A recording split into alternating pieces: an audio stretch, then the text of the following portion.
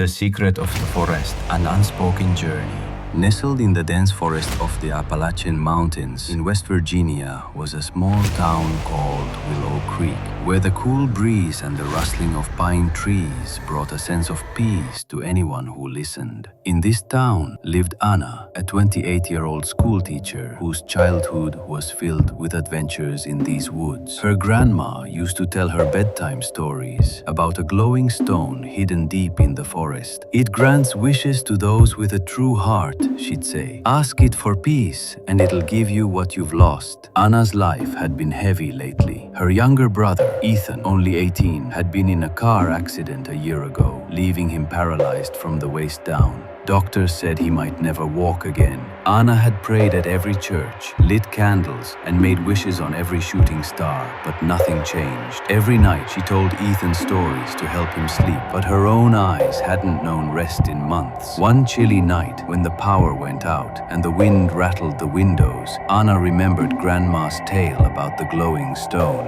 Could it be real, she wondered. Her rational mind called it a myth, but her tired heart craved hope. She grabbed a flashlight, a scarf, and a water bottle, then headed into the forest. It was 11 p.m. and the town was dead quiet. As she stepped onto the forest trail, a strange calm washed over her, like the trees were whispering secrets. The moonlight cast shadows of branches dancing on the ground, and somewhere in the distance, an owl hooted. The trail led her deeper into the woods, where the air was damp and smelled of earth and pine. Anna's heart pounded. Grandma had said the stone was near an ancient oak tree, a place no one dared visit after dark. As she approached the tree, her flashlight caught a glimmer. There it was, a smooth, round stone, glowing with a faint blue-green light under the moonlight. It wasn't just any rock. Its surface had strange, etched patterns like something from another time. Anna closed her eyes and took a deep breath. "I want my brother to be happy again,"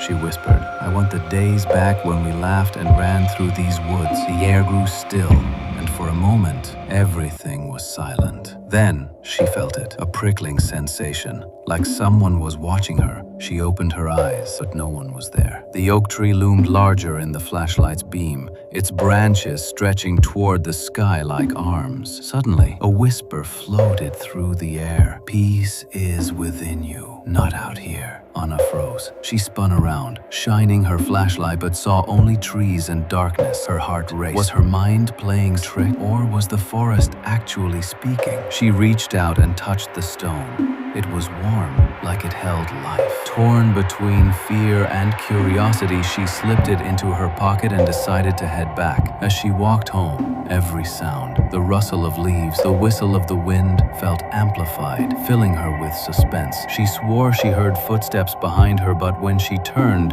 there was nothing but shadows. Once, she felt a brush against her shoulder, but it was just the wind. By the time she reached her house, her breath was ragged, but the stone was still in her pocket. She tucked it under her pillow and lay down. Sleep wouldn't come, but as she thought about the stone, her eyelids grew heavy. In her dream, she saw a memory from childhood. She and Ethan were running through the forest, laughing, their voices echoing. Ethan's laughter, which she hadn't heard in so long, filled her ears. Then, an old woman appeared, maybe Grandma, saying, "The forest heard you, but you have to find the answer yourself." When Anna woke up, she felt refreshed, like a weight had lifted. She looked at the stone. It was just a plain rock now, its glow gone, but her heart felt lighter. She went to Ethan, hugged him, and said, "We're going back to the woods, little bro." Ethan gave a faint smile, but there was a spark in his eyes. Over the next few weeks, Anna started taking Ethan to the forest trail in his wheelchair. Every evening, they'd sit among the trees, talking about old times. One day, Ethan said, "Sis, I think I can walk again." Doctors were stunned when he began to move his legs little by little. It wasn't a miracle. It was Anna's hope and love that gave Ethan the strength to try. The stone stayed with Anna, though it never glowed again. Maybe its job was done. She realized the real magic wasn't in the forest, but in their hearts. Every night, as she told Ethan stories, she felt the same peace the forest had given her. And in Willow Creek, a new story spread about a sister's courage and a brother's comeback.